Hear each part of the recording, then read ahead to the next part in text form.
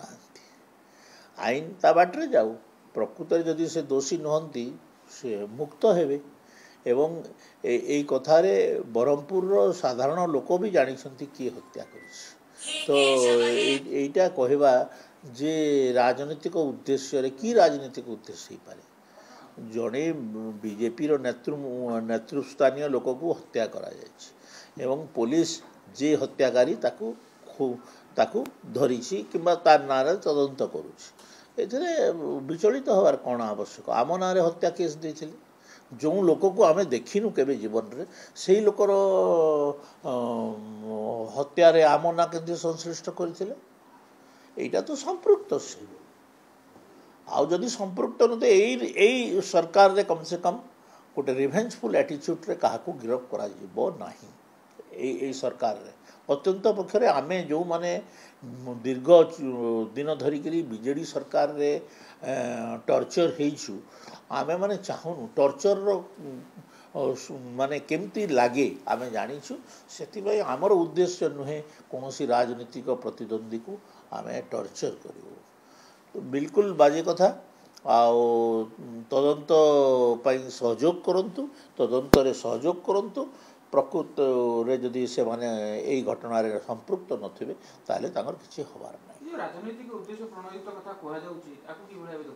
ଆଜ୍ଞା, ଯିଏ ଆମେ ତ ଯେତେବେଳେ ଗିରଫ ହେଲୁ ଆମେ ତ କହିଲୁନି ରାଜନୀତିକ ପ୍ରଣୋଦିତ ବୋଲି। ଆମରଟା ତ ରାଜନୈତିକ ଉଦ୍ଦେଶ୍ୟରେ ଆମକୁ ଗିରଫ କରିଥିଲେ।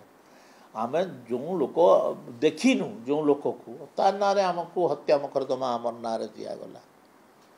ତ ଏଇ ଜାଗାରେ ଆପଣମାନେ ଦେଖିବେ ନା, ତ ଆପଣମାନେ ବ୍ରହ୍ମପୁରରୁ ଯେଉଁ ନ୍ୟୁଜ୍ ନେଉଛନ୍ତି, ଲୋକଙ୍କର ସନ୍ଦେହ କାହା ପାଖରେ ଆପଣ ପଚାରନ୍ତୁ। ବ୍ରହ୍ମପୁର ସାଧାରଣ ଜନତା ଯେଉଁମାନେ ଅଛନ୍ତି, ଆଉ ସିଏ କ'ଣ ଗୋଟେ ବୀରତ୍ୱ ଯେ ଆମେ ନୂଆପଡ଼ାରେ ତାଙ୍କୁ ଡରିକିରି ତାଙ୍କୁ ଗିରଫ କଲୁ। ନୂଆପଡ଼ାରେ ପରା ସେମାନେ ଅସ୍ତ୍ର ଛାଡ଼ି ଦେଇଛନ୍ତି, ଅସ୍ତ୍ର ତ୍ୟାଗ କରିସାରିଛନ୍ତି। ଯେଉଁମାନେ ଅସ୍ତ୍ର ତ୍ୟାଗ କରିଛନ୍ତି ତାଙ୍କୁ ଆମେ ହଇରାଣ କରିବା ଲାଗି ଚେଷ୍ଟା କଲୁ। ଏ କି ବିଚିତ୍ର କଥା କହୁଛନ୍ତି? ନୂଆପଡ଼ାରେ ସେମାନେ କ'ଣ ଫାଇଟ୍ରେ ଅଛନ୍ତି ନା କ'ଣରେ ଅଛନ୍ତି ନା କ'ଣରେ ଅଛନ୍ତି? ସେମାନେ ତ ସାଇଡ୍ ଲାଇନ୍ରେ ଅଛନ୍ତି। ଆଜ୍ଞା, ଯେଉଁ ଦିନଠୁ ସେମାନେ ତାଙ୍କର ପ୍ରାର୍ଥୀତ୍ୱ ଘୋଷଣା କଲେ, ସେ ପ୍ରାର୍ଥୀତ୍ୱରୁ ସେମାନେ ନିର୍ବାଚନର ପ୍ରତିଦ୍ୱନ୍ଦିତାରୁ ଓହରିଗଲେ। ଦେଖନ୍ତୁ, ଭଲ କ୍ୟାଣ୍ଡିଡେଟ୍ ଖରାପ କ୍ୟାଣ୍ଡିଡେଟ୍ କହୁନାହିଁ। କଥା ହେଉଛି, ଆପଣ ଯଦି ଗୋଟେ ରାଜ୍ୟସ୍ତରୀୟ ନେତାକୁ, ଗୋଟେ ଓଡ଼ିଶାର କୌଣସି ଜାଗାରେ, ଏବେ ବିଜୁ ପଟ୍ଟନାୟକ ଭଳିଆ ବ୍ୟକ୍ତିତ୍ୱକୁ ଓଡ଼ିଶାର କୌଣସି ଜାଗାରେ ଆପଣ ଛିଡ଼ା କରିବେ, ୱେଲକମ୍। ସେଟା ସେଇ ବ୍ୟକ୍ତିତ୍ୱ ଥିବା କଥା। ୟାର ବ୍ୟକ୍ତିତ୍ୱ ସମ୍ବଲପୁର ଜିଲ୍ଲାରେ ନାହିଁ। ୟାକୁ ନେଇକରି ଆପଣ କଳାହାଣ୍ଡିକୁ ନୂଆପଡ଼ା ଜିଲ୍ଲାରେ ଛିଡ଼ା କରିଦେଲେଣି। ଆଉ ଅତାବିରାରେ ଲୋକ ତାଙ୍କର ଚରିତ୍ର ଜାଣିଛନ୍ତି ନା। ଅତାବିରାରେ ସେ କ'ଣ କରୁଥିଲେ, ମନ୍ତ୍ରୀ ହିସାବରେ କ'ଣ କରୁଥିଲେ ଆପଣମାନେ ଜାଣିଛନ୍ତି। ଅତାବିରାର ବିଧାୟକ ହିସାବରେ ସେ କ'ଣ କରୁଥିଲେ ସମସ୍ତେ ଜାଣିଛନ୍ତି। ମୁଁ ତାଙ୍କ ବିଷୟରେ କହିବା ପାଇଁ ଚାହୁଁନାହିଁ।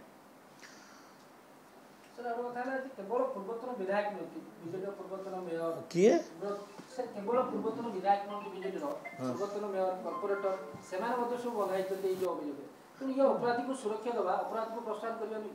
ଦେଖନ୍ତୁ, ଯେଉଁମାନେ ସମ୍ପୃକ୍ତ ଘଟଣାରେ ସେମାନେ ଯେଡ଼େ ବଡ଼ ଲୋକ ହୁଅନ୍ତୁ ତାଙ୍କୁ ଗିରଫ କରାଯିବ, ଏଇଟା ନିଶ୍ଚିତ କଥା। ଏଇଟା ଏକ ରାଜନୈତିକ ଏବଂ ବ୍ୟବସାୟିକ ହତ୍ୟା। ଆଉ ଏଇ ହତ୍ୟାରେ ଯେଉଁମାନେ ସମ୍ପୃକ୍ତ ଅଛନ୍ତି ସେମାନେ ଯେଡ଼େ ବଡ଼ ଲୋକ ହୁଅନ୍ତୁ ନା କାହିଁକି ଗିରଫ କରାଯିବ। ବିଜେଡ଼ିର ହେଲେ ଯେ କ'ଣ ହେଲା, ବିଜେଡ଼ିର ହେଇଗଲେ ଯେ ତାଙ୍କୁ ଛଡ଼ାଯିବ ଏବଂ କଂଗ୍ରେସର ହେଲେ ତାଙ୍କୁ ଧରାଯିବ, ଏମିତିଆ କିଛି ନାହିଁ। ଯେଉଁମାନେ ସମ୍ପୃକ୍ତ, ସେ ବିଜେପି ହୁଅନ୍ତୁ, ବିଜେଡ଼ି ହୁଅନ୍ତୁ, କଂଗ୍ରେସ ହୁଅନ୍ତୁ,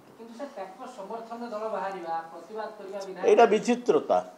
ଏଇଟା ଗୋଟେ ବଡ଼ ବିଚିତ୍ର କଥା ଯେ ଯେଉଁ ଲୋକ କହୁଥିଲା ଆଇନକୁ ତା ବାଟରେ ଯିବାକୁ ଦିଅ, ସେହି ଲୋକ ଆଜି ତାଙ୍କର ସୁରକ୍ଷା ପାଇଁ ବାହାରୁଛି। ସେଟା